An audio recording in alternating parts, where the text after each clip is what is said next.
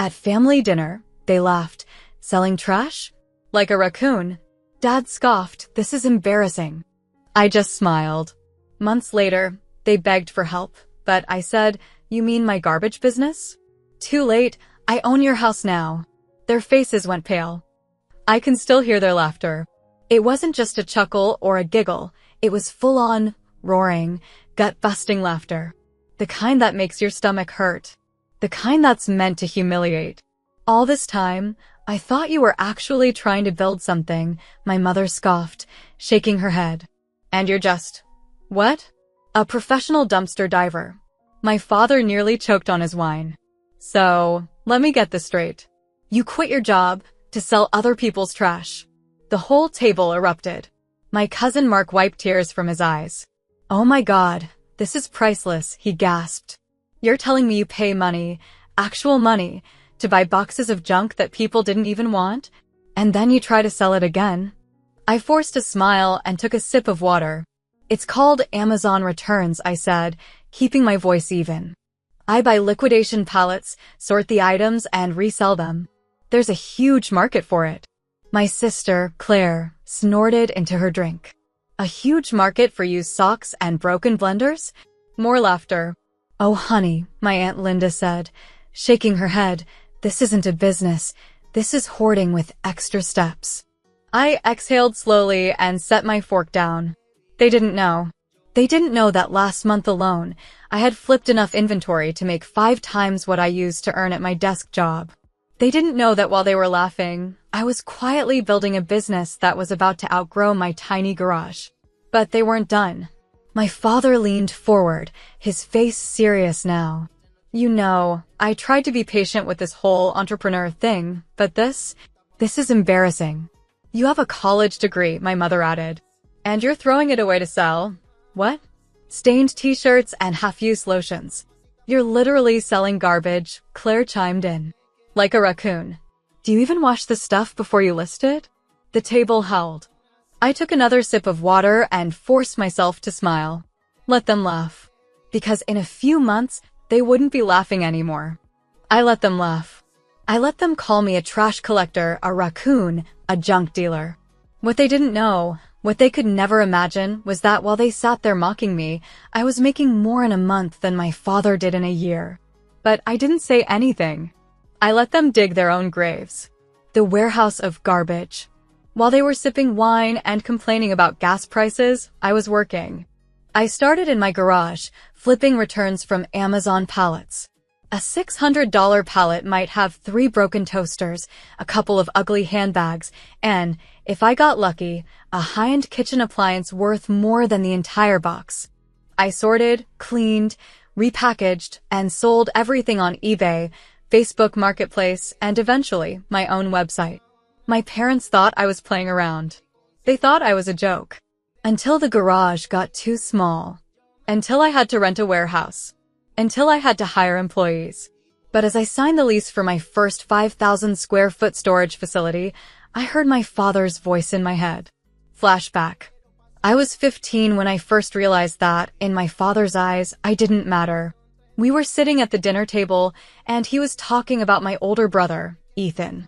"He's got the brains," my father said proudly. "He'll be a great lawyer one day. The only real future in this family." I was sitting right there.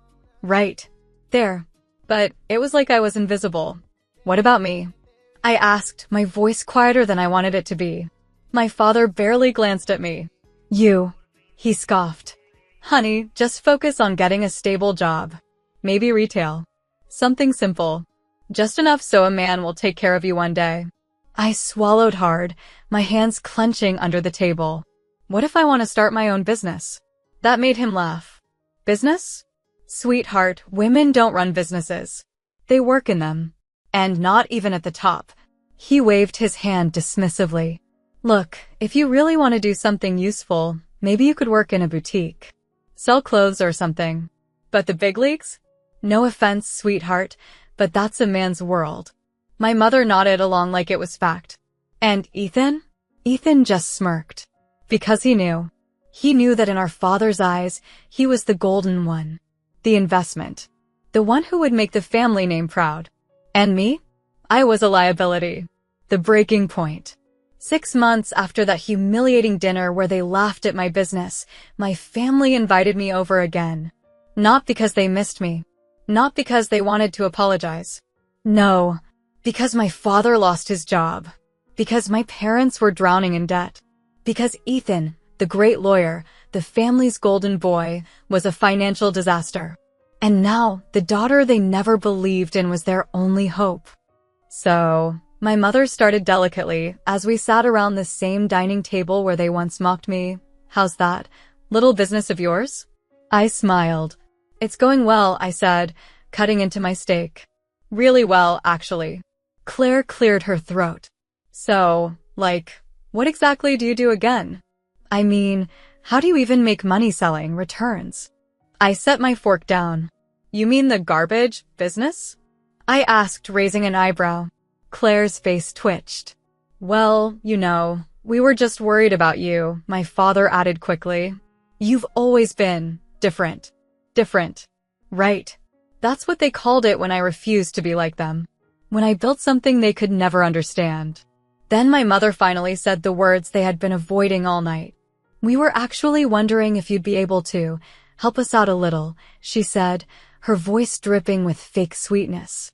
Just for a few months, until your father finds another position. The audacity. The sheer, unbelievable audacity. They laughed at me for selling liquidation stock. They mocked me for not having a real job. And now? Now they wanted my help? I leaned back in my chair, savoring the moment. Funny, I said, I actually did help you. Just not in the way you expected. They all looked at me, confused. Then I dropped the bombshell. I bought the house, I said, grinning. The one you're living in. Silence. Absolute. Dead. Silence. My father's fork clattered onto his plate. My mother's face turned white. Claire's jaw literally dropped open. Mark, being Mark, blinked. Wait. What?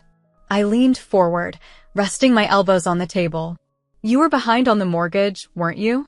I asked, feigning innocence. The bank was about to foreclose.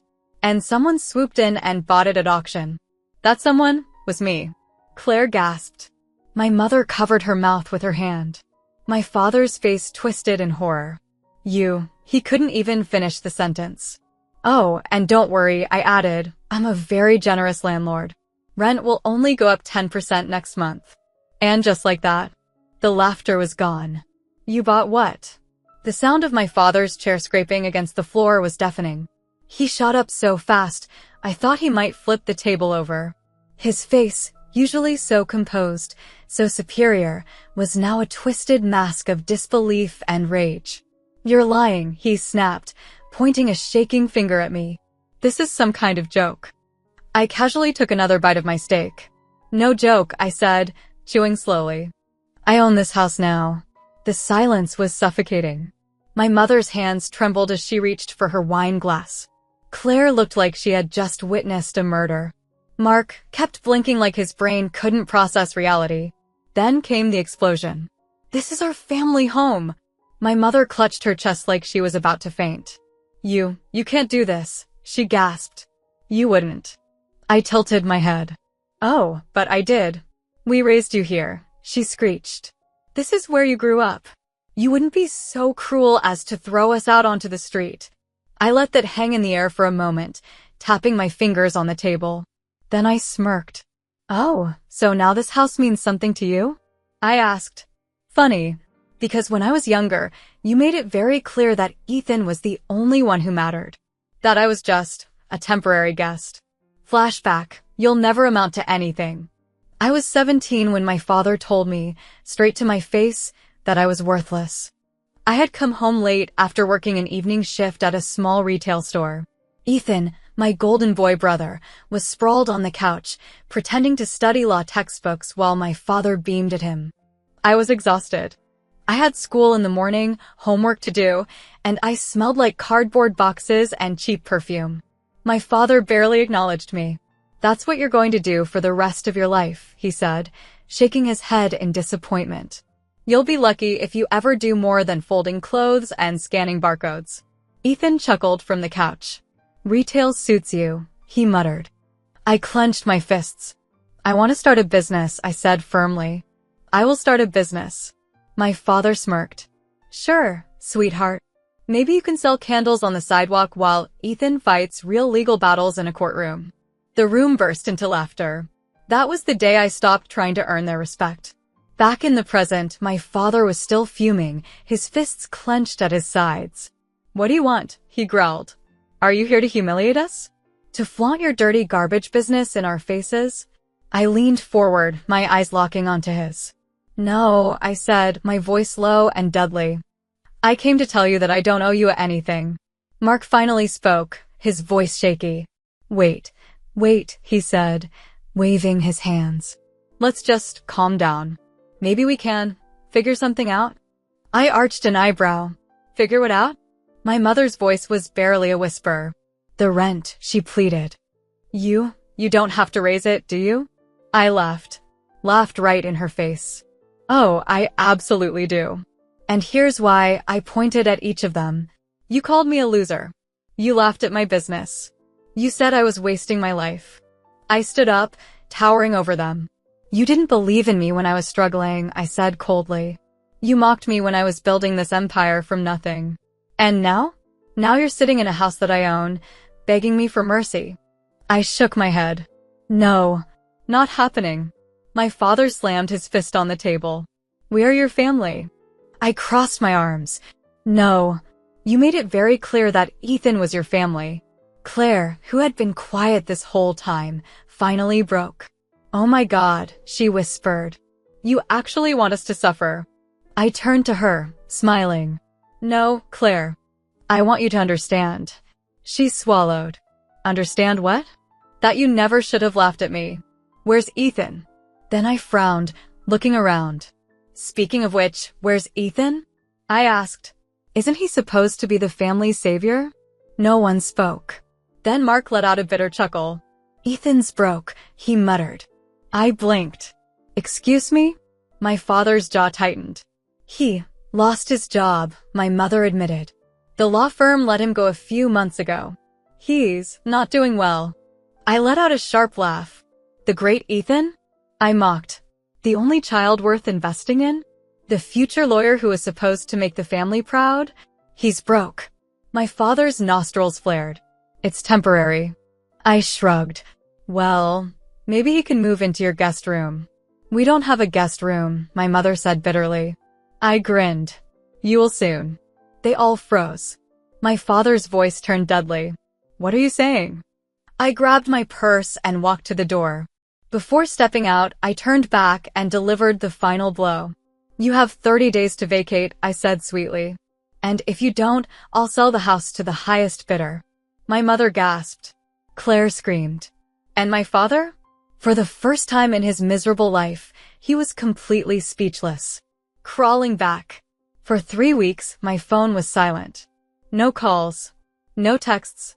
No sudden family check-ins. I thought they were ignoring me out of pride. That maybe my father was out there, desperately trying to prove he could fix everything without my help. That my mother was planning to guilt-trip me at the last second. But no, because 3 weeks later, my doorbell rang. And there they were. My father, mother, Claire, and Mark, standing on my front porch in the rain, looking miserable. I leaned against the doorframe, crossing my arms. What do you want? For the first time in my entire life, my father struggled to speak. He looked like he wanted to yell at me, to command me to fix things like he always did. But he couldn't, because he wasn't in charge anymore. I was. It was my mother who finally broke the silence. We're sorry, she whispered.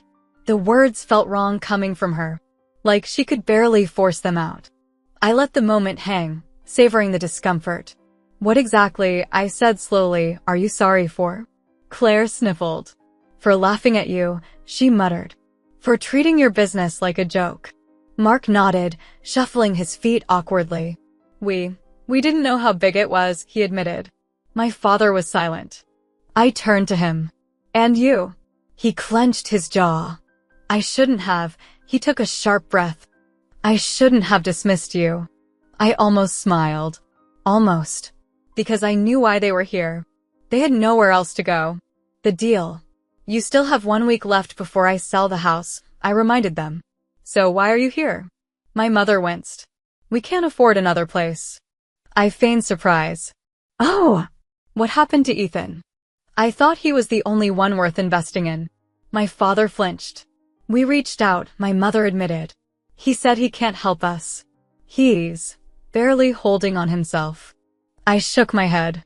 The golden boy had turned out to be nothing but a rusted trophy. I let them stand there, soaked from the rain, waiting for me to speak. Then I sighed dramatically. Well, I said, I might have a solution. Their eyes lit up.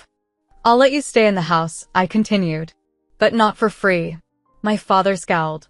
We're not beggars. I smirked. No, you're not. That's why I'm offering you jobs. Silence. Then my mother blinked. Jobs? Yes, jobs. I folded my arms. Since my garbage business is so beneath you, I thought I'd give you the opportunity to see how it really works. Firsthand. My father stiffened. You want us to work for you? I grinned. Exactly. The next Monday, they showed up at my warehouse. Dressed in cheap polo shirts and jeans, looking completely out of place. I walked them through everything, sorting pallets, testing electronics, checking return conditions. The very things they mocked me for, they were now forced to do themselves. Claire was put on clothing sorting. She had to inspect returned shoes, fold second-hand jeans, and log items into the system. Mark worked the electronics testing station, powering up laptops and phones to check for defects. My mother was assigned to customer service, answering emails and dealing with complaints about missing items and wrong orders.